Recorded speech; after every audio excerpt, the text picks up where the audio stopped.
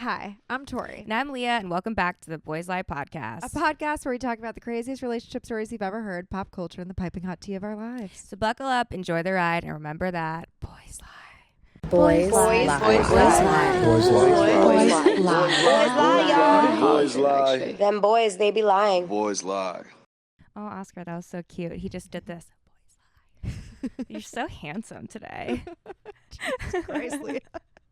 You're scaring Trying to me. gas Oscar up. He's Leah wearing the being- full Boys Lie fit. You do look great. Leah in the morning being nice is like terrifying to me. I don't know I why. don't know, guys. I've been trying to really work on myself. What can I say? Really proud of you. But I will say I've been getting so much more sleep, and I will chalk it up to the Oura Ring. I know you don't think this thing is real, but I like track everything. It's not that I don't think it's real. There's a couple things about it that just bug me. Like you're like so excited to track your health and like post and promote it just the way that I people haven't posted it.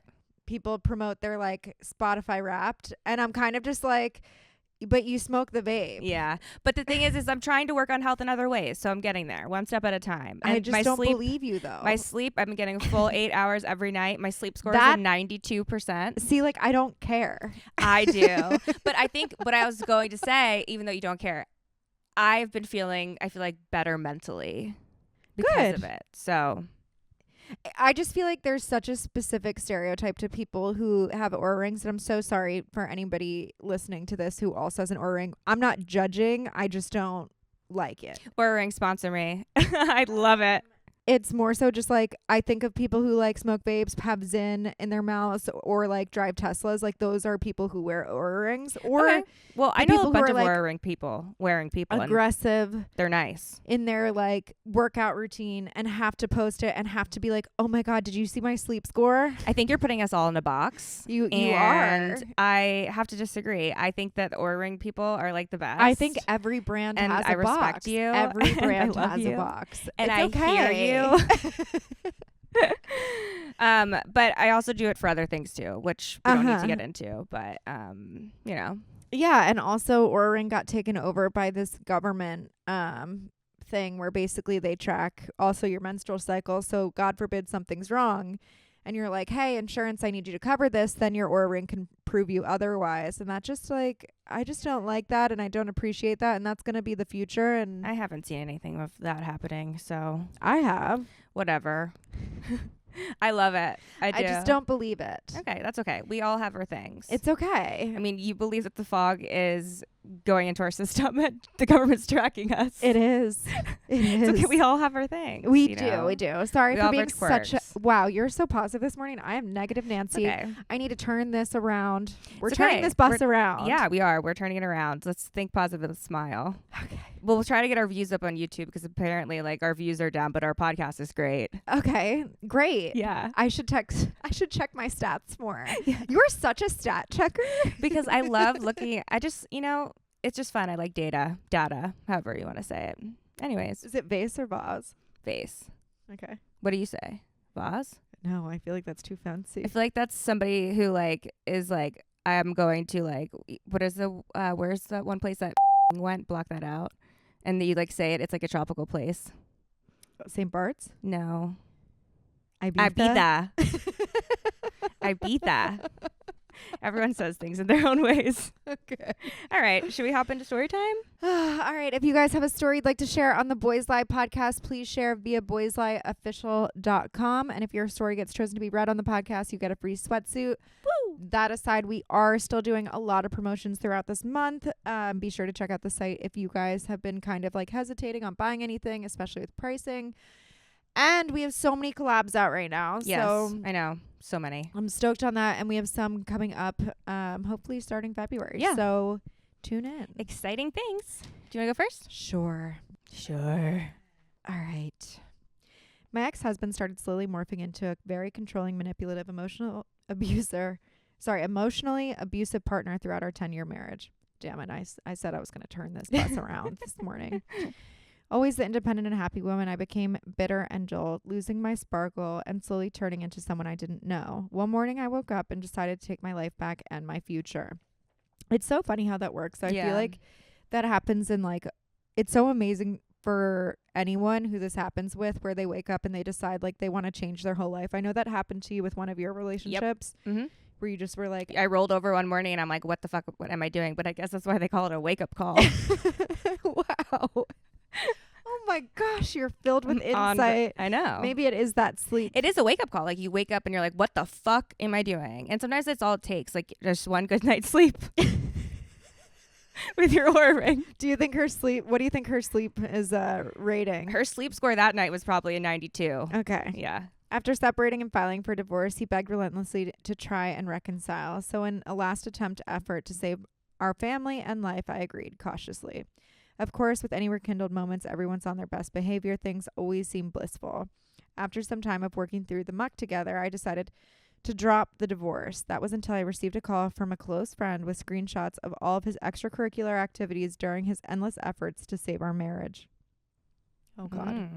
More and more disturbing facts, probably, and disappointing, that I learned as well, but for legal purposes, I won't reveal those. I'll let your imaginations fill in those blanks. In a rage, I immediately had my lawyer draw up divorce papers with all of our assets and belongings staying with me and change them solely in my name. Unaware of my findings, I give him a call, tell him my lawyer needs to get his signature to drop the divorce filings and to meet me at the legal office. All the resentment and turmoil of being doled down till only a shell of a human came out in full force as soon as I saw his stupid face as he walked in. Luckily for me, this fool prides himself in being a pillar and extremely important person in the community. Isn't that what narcissists think of themselves? Mm-hmm. I immediately bombard him with the facts, catching him completely off guard and flustering his whole existence. I threaten his livelihood and reputation, all while watching the color drain out of his face. I'm so sorry I'm laughing. Like, I don't know why. I can see it. Like, you're really setting the scene in this office. He's like clammy and he's all upset. And you just know when, like, you see him, when you rage bait a guy in general, you know that, like, especially a certain specific type of ego you're dealing with. Yeah. After he had a moment to grasp what was happening, I slid the divorce papers across the table. I told him if he signed right then and there, I'd never breathe a word about his life-altering detrimental choices, and he signed. After a few years of healing, I was able to sell my beautiful home and assets to move away and start a new life for my son and I. Wow, I'm really happy for you. Yeah. Would I call this a story, a petty breakup? No. I'd like to call it you fuck around and you find out. Damn. Stay safe out there, ladies. Episode title, fuck around, find out. I mean, I don't think I'm trying to think if like I've ever like confronted somebody with like all of this information that they didn't know that I knew and like saw their faces, but that seems so satisfying. I would definitely feel relieved. I'd love to see someone who did me so dirty and you're just in a legal office and there's like, you have both your counsel standing there and you're like, life choice. Yeah. I think one person I wish we could have done that with and never got the chance to, maybe one day we will, but is the girl who stole all that money from us. Like she used to work for us. We told the story before, but we had an employee that we caught stealing from us. And I used to fantasize about like what I would say to her if like we ever took her to court or like what I would say to her in public and just like getting it out there. I think that's the only person I wish I could have like caught or told her that we caught her before she knew that we did. Yeah. You know, I feel that way about a couple like situations under different circumstances too. And I'll end up fighting myself in the shower. Like, oh, I hate that. I create fights in my mind in the shower. Same. And then it's like the worst because then you get out of the shower and like you don't realize why you're pissed off. Yeah, you just wound yourself up. You for wound no yourself reason. off. And then it's like you kind of like ruin your own night because like, and I do the same thing where I'm like, I create like fake scenarios of what I could say or what I could have said. And it's just like. And you even envision how they would react and how you'd be like so witty and smart to react back to that. And I think it's only, and we all do it. And like, I try to think to myself, like, why am I doing this to myself? This is never going to happen. This hasn't happened. I'm making up these stupid scenarios. And then it's just like, why did I put myself through that emotional turmoil for no reason? But then there's other situations where they could actually happen, like this one. Yeah. I like, for instance, someone else who pops in the top of my mind. We had this operations person who was working with us, and his ego, of course it was a guy, his ego was just huge, through the roof, like beyond anything I've ever understood, and beyond, it's so crazy. Sometimes I see people that come from such amazing schools, right? Like you're like, I went to Brown, I went to Penn, I went to Yale, I went to Columbia, and you meet these people. Actually, I met one of the biggest scam artists I've ever come across, who went to Columbia University. Mm-hmm. And I am shocked by these Ivy League school educations or these high-end school educations.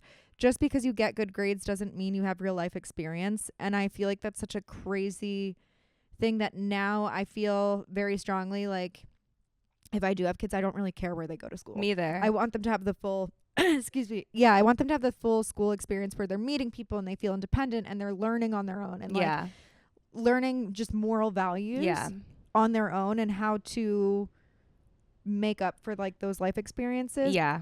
But a lot of the people that I've come into, actually the majority of people that I've bumped into who come from these like top tier schools aren't actually really great street smart people, which sounds so crazy. Well, it's also like it's hard like in our world, like money can get you anywhere really. And so I think sometimes even like a lot of these kids who go to, especially in the area we grew up, like a lot of these kids who went to these schools, like I'm sure a lot of it was because like of certain types of payments. I don't think everyone is always smart enough to get into the school. I agree with that. But the thing is like there's thousands, hundreds and thousands of people out there in the world that are just as capable, if not more capable, to do the job correctly than these people just because they went to Penn or just because they went to Brown or just because they went to Columbia. And I feel like there's this like, I guess, attitude towards it that I've seen just going from my school, especially from Baldwin. I was like one of the first people to go to ASU. Yeah. So it was kind of shocking because I mean, I only had 36 kids in my grade.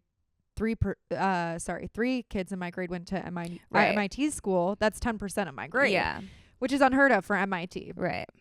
I don't know what they're up to today in general, Probably nothing. I feel like there's like this attitude that a lot of parents even had in our area because we had such a particular area that we grew up in that was very privileged, that the parents would even judge the kids based off of where they were going to school or attending school. And there's such this like snobbery, arrogant attitude, because I've also met people who come from very, very, very well off families, some billionaires who went to ASU too, and you would never guess. You would never guess. And honestly, like the thing is, if you go to Brown or if you go to any of these schools, like sure, you can go and you can like get amazing grades and you're great at taking tests. And a beautiful education, and a beautiful education and like amazing at taking tests, amazing at like scoring high. But that doesn't mean that you're going to be able to actually like be a good person or do the job correctly or lead a team in the real world. Yeah, I think the leading a team, especially, and being able to be vulnerable in places of like knowing that you're going to fail a lot in experiences. Yeah.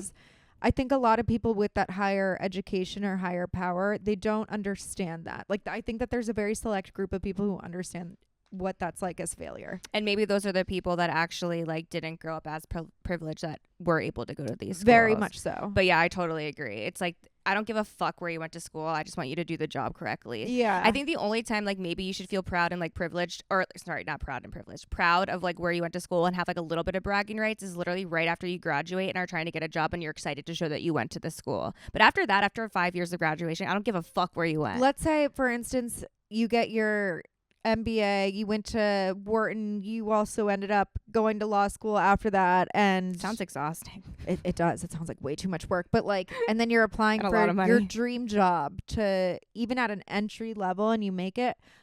I tip my hat off to you entirely. That takes dedication, commitment, all the things. It takes sacrifice to be able to pass. And even with doctors, right? Like, you don't want a doctor who got straight C's in school to be operating on you. But I don't think that equates to like just to a higher salary right off the bat just because you went to a school. Like, I feel like that part is so, oh my God, you need so skewed. You like, literally need a fucking, what is it, degree just to work at McDonald's. It doesn't make sense. It doesn't make sense. Yeah. Hats off to anyone who's listening that's at an Ivy League school. No hate against you. Just don't act like a brat. And then we love you, you know? I just think that there's so many more real world experiences that are to be had. And I think that even like in where I went to school, Boulder, like it was also a bubble there. And like there's also a lot of like really rich kids that went there that could have probably gone somewhere else. It just I don't know. I don't know where I'm going. I think it's all about like life experiences. And I think my whole point across this is a lot of arrogance. And that comes from even that. The one person who worked for us. Yeah. Shout out. Fuck you. Just kidding. We'll have to bleep it. But yeah, he was a fucking dick. He demanded that he has $1 million in his bank account before he turned 30 because he wanted to get married. I bet you he still doesn't have $1 million in his bank account. There's no fucking way. Like, anyways, good luck. He'll never listen to this. He probably is like the last thing he would ever do is listen to this. All right, here's the next story. I've been married to my wife for about 10 years. We have a 6-year-old daughter. Early in our marriage, I had an emotional affair. My wife found out and we worked through it, I thought. She's been dubious of me having female friends ever since, which I understand, of course. Recently, I felt like something was off, but I couldn't put my finger on it. A few days ago, she left her computer unlocked, and I poked around in her notes. I'm ashamed of it, but I did it. I found a spreadsheet where she listed every single one of my female Facebook friends and Instagram contacts, notes on how I knew them, phone numbers, and addresses for some. I don't even know how she got all of this info. The doc was last updated only a couple of weeks ago. How do I handle this? Is it just something that she needs to do for her own comfort in the aftermath of the affair? And should I just leave it be? Do I address it with her? And if so, how do I own up to intruding in her files? This is loaded. Whew, I think there's a lot going on here. I think that sometimes people have to do weird things to get whatever's inside of them, like whatever their sins are, out. Yeah. I feel like for me, I was going through like a really awful relationship at one point in my life, and I started journaling every day, and like I was reflecting back on the journal, and I was like, oh my God, did I need Wellbutrin and like so much mental help and therapy so badly, because I was such a miserable person, and it was pouring out in every other outlet of my life. But that journal really helped me. Yeah.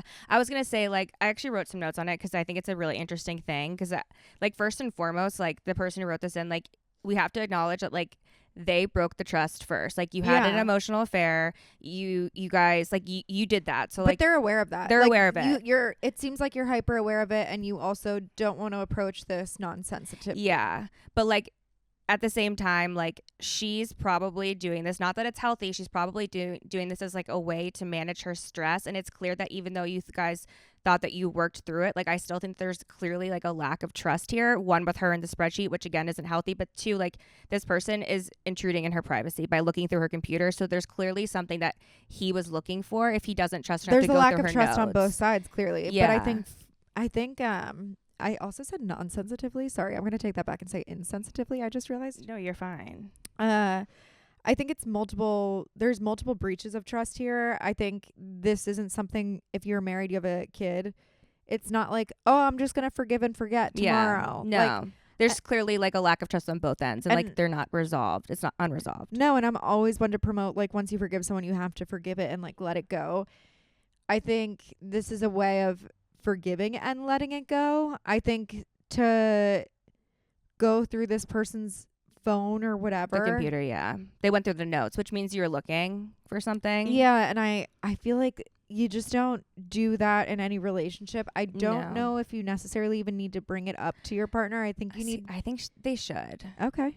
And the only do you think it's gonna build resentments? No, well, maybe. But what I was gonna say is, I feel like they should say something, because I feel like this still needs to be fixed. And I think that, like, there's a way to go about it where you can, like, admit, like, guilt, or just admit the fact that, like, hey, like, I just want to apologize first and foremost. Like, I want to say, like, I went through your computer. I know I shouldn't have done it, and I'm really sorry for that. And I did find something that, like, felt kind of, like, invasive, or something that felt weird. Like, I found a spreadsheet of all the women that I'm friends with, and like, you're keeping tabs on me, and it's clear that, like, we still have something that we need to work on. Like, I would recommend even just mentioning to go to couples therapy together. We still have something to work on is better verbiage. I think you can still say instead that, of pointing at her being like, you did something wrong. No, I guess for me, I'm more so saying, like, if, for instance, this person already feels violated by your trust, then you go through their computer, you're already violating another boundary. And you clearly don't trust her. Yeah, and that's, or something. It's like invasive in general when you already breached trust in the first place, which is why,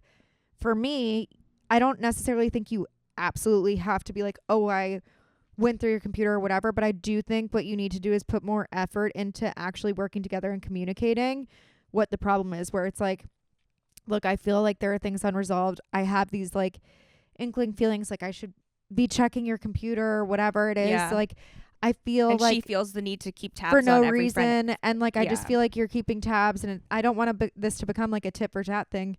I really want to work through this with you. Rebuild trust. What can we do to do better? Yeah. Because I feel like the going through the computer thing after you already broke something, so you broke her trust to begin with. You know? And then you did it again. And that's like two things in a row that are very like harsh, invasive things for me that me in particular, I wouldn't like that at all. It would actually make me more shut down. Yeah. Like, that's just how I am, which is why I'm like, don't do it again. Right. You don't necessarily need to bring it up, but you do need to communicate making things work in your relationship better. Because I think that clearly, like, even if you guys work through it, like, on her end, I feel like this sheet for her, even though it might sound crazy, it's probably just like a way for her to manage like her anxiety and have like some type of control over like knowing who he's friends with and just like keeping track of that, because she clearly, I don't think she trusts you still. And that's why she's doing it. But I think that that's the problem. But I think you know that, and then you breach another boundary. And I feel like for me, that's where I'm like, you've got to let her in some ways find ways to like get this out of her system. And it's not going to happen overnight. And it's going to be hard and it's going to be a challenge. But breaching more boundaries of trust isn't going to do you any favors. What did this do? Now you have spiraling, crippling anxiety about even having a conversation with this person who you love so dearly. Right.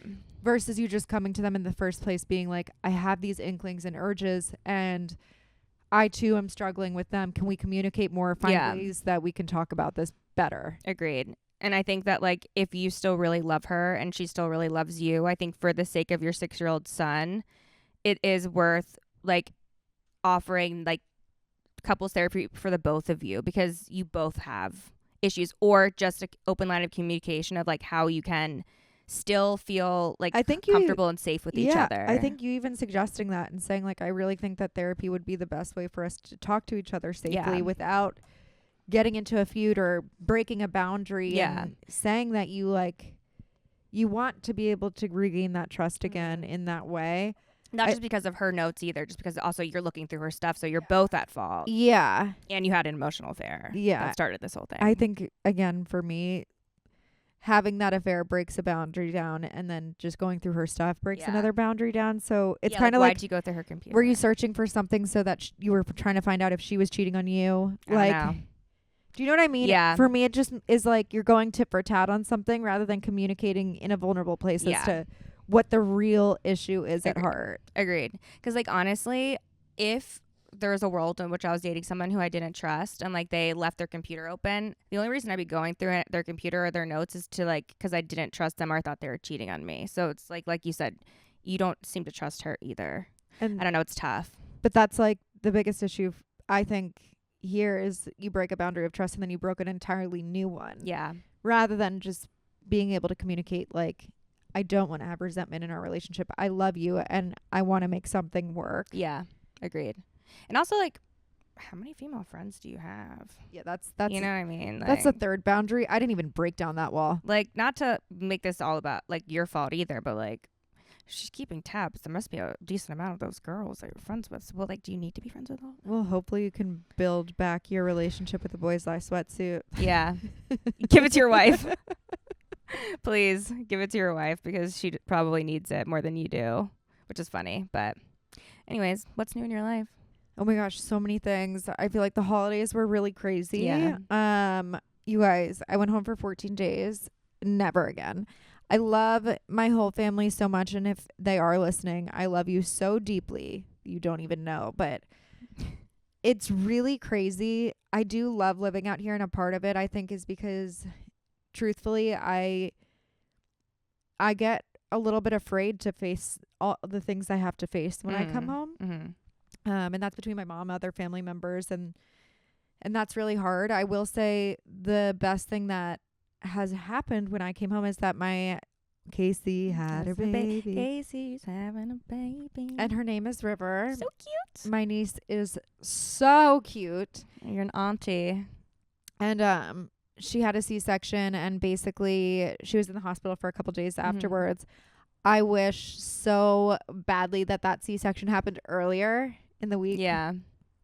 Just so I could get more time in with River. That River is like my new bestie. Yeah. Are you going to go home and see her anytime soon? Or I think in January I will. That flight is just really hard. I flew with 2 dogs.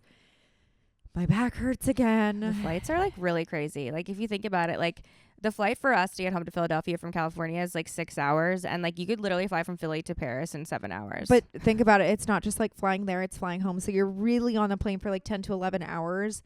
It just... Wait, what? Fly there and back. Oh, yeah. I thought you meant one way. I was no, like, no. You fly what there. What plane did you fly? When you get on the plane, you know that you're going to have to come home. Yeah. So it's like it's just a lot of traveling, and in between that you're showing up to the airport whatever time early. I don't know. I'm trying not to complain too much. I need to turn my bus around. Well, we also raw dog it in the sense where we don't take like neither of us are taking like Xanax or anything to sleep through it. So like, and I can't sleep on flights, so it's just like so uncomfortable. And it's oh my just god, the and we were worst. traveling with my dogs. Yeah. It was just a lot. Yeah. And yeah, my family has some stuff going on. What else is new? And it was really hard. I'm happy I went home and I faced my fears. Yeah. But it was a really long time being home. Yeah, I feel that. I mean, I'm about to have a almost 2-week family time out here. Yeah, but I feel like family time, it's like you gotta cut it off at like 5 to 8 days is like my length. Yeah. window. And 8 days is like pushing. I know. And it's like I can handle it. It is. I love being around my family, but I think it's so much different too when you're not at home and you're in a new place with them. Because I think, and as understandably so, they like rely on me for like everything. So they'll be like, Leah, where can we go get groceries, or where can we go? So I feel like the whole time I'm like super busy trying to entertain them, which I get. For you, it's like hi, so yeah. it's not, they know it's not familiar to you. Yeah, which is great because then it's like, oh, I know as much as you guys do. For like, sure, we can all figure it out together. Yeah, I mean, and Kevin's a really good sport because, you know, being around somebody else's family for a long time isn't always easy. Oh, Michael, definitely. I mean, yeah. I unfortunately had a family member that needed to go to the hospital for like dire reasons. And Michael was with me when the ambulance was called, and it was just, I was just like, this just, of course, is like back to back with us. And he is such a good sport about it. I know. Like, you guys got to give oh my God, I keep spilling on myself. I don't know how, but like this whole couch is wet. Give your significant others like some grace when like they're spending a lot of time with your family, because it's not always easy, except honestly when I'm visiting Kevin's mom, because that's the easiest thing ever. Like, she's amazing. But with my family, and I love you, Mom, I know you listen, you understand, like, our family's a lot. I understand. We don't talk, we scream. You guys have a very crazy, I feel like you also, I'm not going to lie, Leah, you do get a little wound up. I do. And it's triggering for me. You sometimes take it out on Kara. Yeah. Which I'm not saying Kara. I do. It's a triggering thing. I don't know what it is. I just snap. I know. And you love to. So maybe for this holiday season, it'll be a Christmas miracle. Just don't. I'm gonna get enough sleep. I'm gonna be zen. Yeah, you're at your what, 98%? Yeah, 92, but getting there. Sure. Yeah. You're getting there. Give your family some grace on top of you. But do you know what I really think it is for me? At least, I think moving out from the East Coast to the West Coast, you almost try to break some of these, like, not family curses, I'm not going to call it habits, that. Or like, yeah, family habits that it's not that I'm not proud of my family. I'm more than proud of my family. I'm so proud of where I come from, and I love them so deeply. But there are these habits that my family has where I've gone through therapy and I've done so much work on myself to try and break those habits and change as a person for the better of humanity. No, I totally get it. So when you go back and, you know, both of our parents are boomers, love you deeply. Again, can't emphasize that. Can't emphasize it enough. We love you. Adore you, Julie. Adore you, Steve. Like, couldn't love you with any more of my heart, because there wouldn't be any more room. Yeah. Same with you, Carrie. And yeah, Susie. same with, exactly. And my sisters. But it's easy to fall right back into it. And like, it's triggering. I think there's something that is a set off about that, where it's like you see this habit and you're like sometimes my dad gets worried about his health. And I'm like, you know, instead of taking Advil or Aleve or whatever it is that you're taking, instead of doing any of that, why don't you try to go for a walk? Yeah. Like, maybe read a book or change your diet a little bit. Like, you don't need to eat so much cheese and meat. And like, you still can have it. He loves it though. At least try walking once a week somewhere. Yeah. And he'll just be like, for some reason, it just goes over his head. I know. And I'm like, it has to be their idea. A holistic approach to know. just be like, you know what? I walk once a week for an hour, 30 minutes even. It'd be even just start at 15 minutes. Yeah. Or just step outside and sit in the sun for like 20 minutes just I don't not think they're looking at doing your that phone. in the snow. That's but like, true. That's true. That's could true. be life altering just Yeah. to like do Something healthy. for you. Yeah. That makes you happy. That's not something that's like not drinking whiskey, not Mhm. going and running out with the boys and having Yeah. a boys' night. Like, I mean something truly for you. And I think this is just an example. For some reason, my daddy, he just struggles with that I get idea. it. And Yeah. then he'll complain about the same things over and over again. And I'm like, Dad, I love you so much, Yeah. but you're a broken record here. I know. It's hard. I think it's going to have to be up to him to make those steps to change if he Of hasn't done it course. yet. It takes like baby steps at a time. Just like you with the vape. yes, baby steps. I'm like coming for you this episode. No, it's I'm okay. so sorry. No, it's so fine.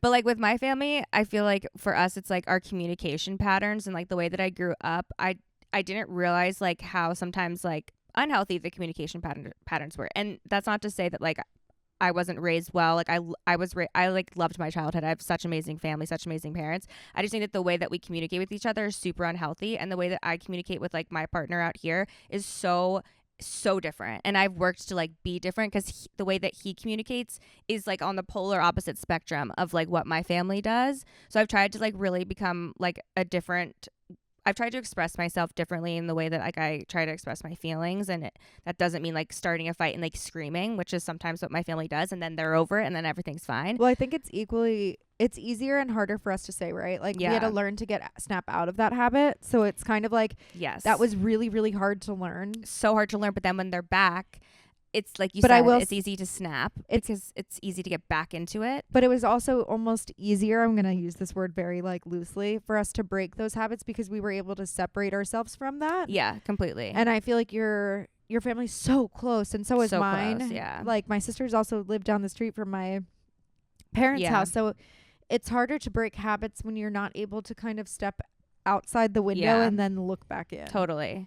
And it's also, once you do break those habits, it's easy to get thrown back into it when like that environment is around again. And it's active. Yeah. And you're just like, oh my God, I'm back in this bubble of I like know. chaos. So I'm going to try my best this time to remain calm and like try to like breathe through it and like maybe just like step away when I feel myself like getting activated or triggered, because like I don't like that side of me when it comes out. Don't tell Kara to go to prison.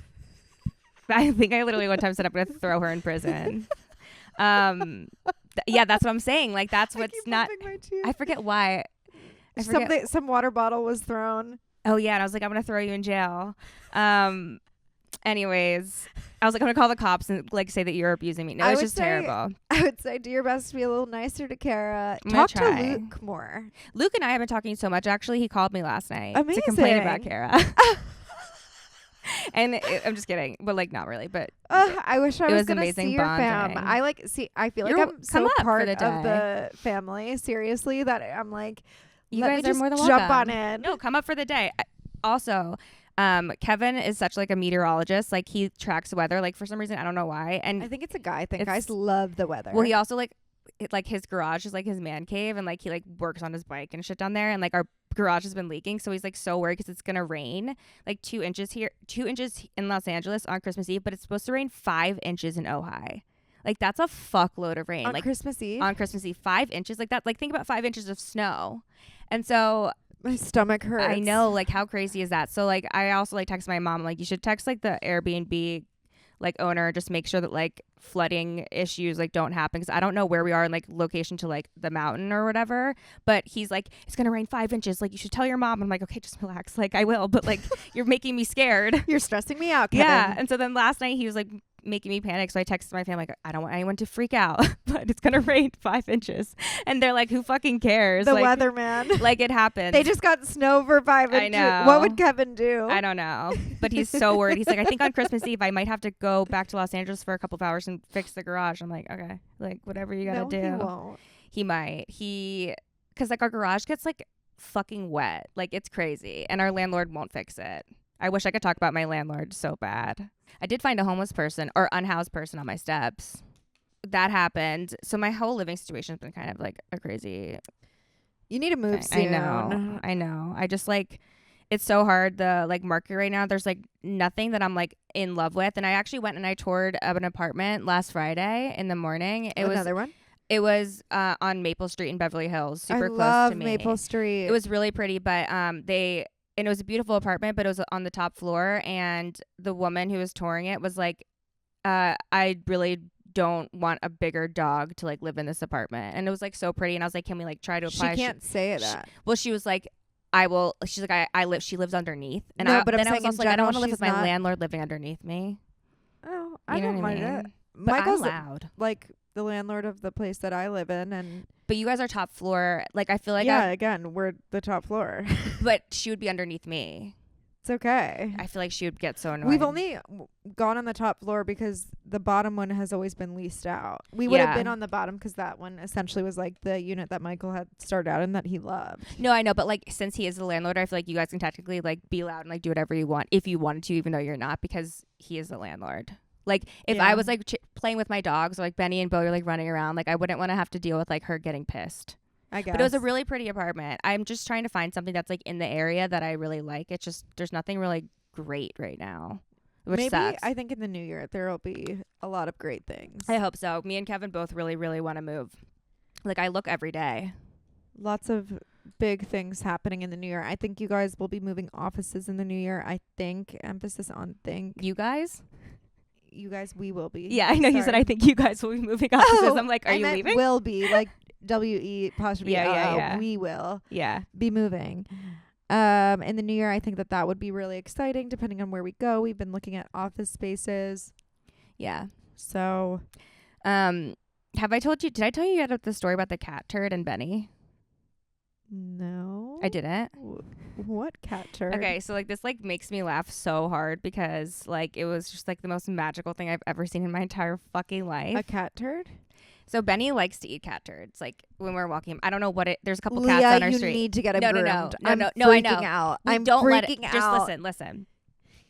We always make him like I know which house has the cat turd in the front lawn because it's the cat lady house. Anyways, the other day we're walking our I'm dogs. sick. The other day we're walking our dogs, and sometimes he'll just dodge. Like he'll like quickly just like and he picked one up, and Kevin was like no, and then Kevin like went down to like open his mouth. She's like drop it, and Benny went like this, and it coughed out, and it hit Kevin in the face.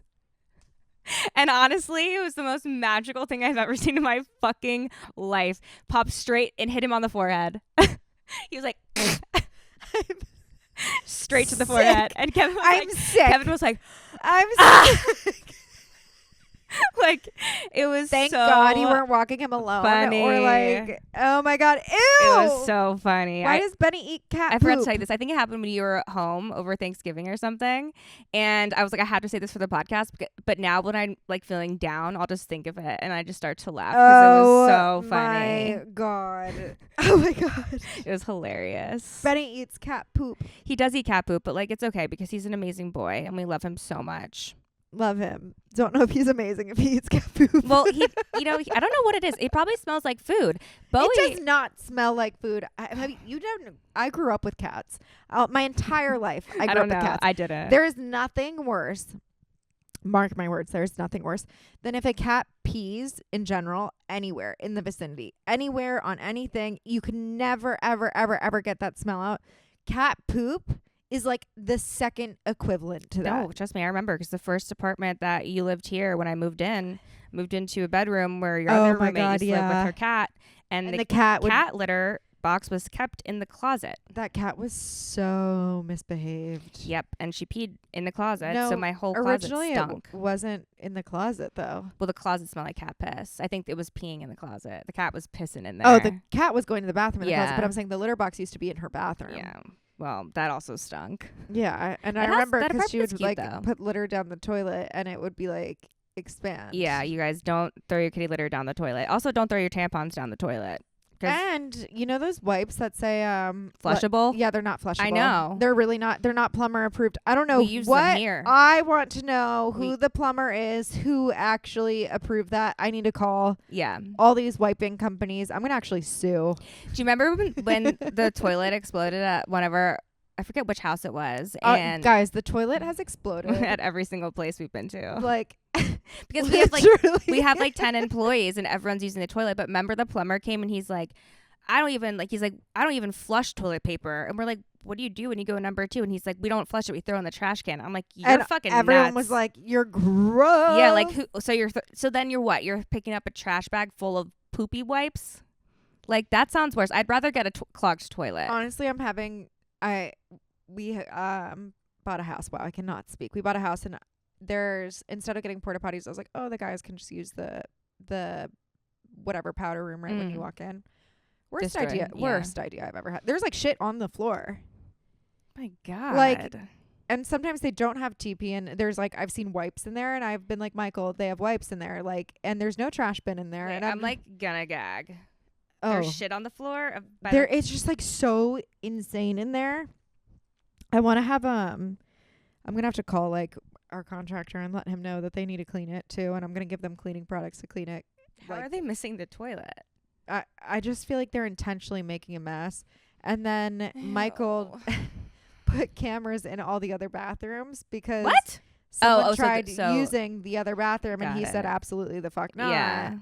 You're not using my bathroom. Yeah. I thought you meant like in the bathroom. Like that should be illegal. But I that do makes need sense. to double check on those wipes. I remember seeing them briefly and making a call out, and then I like just recalled. No, it I've now. known that because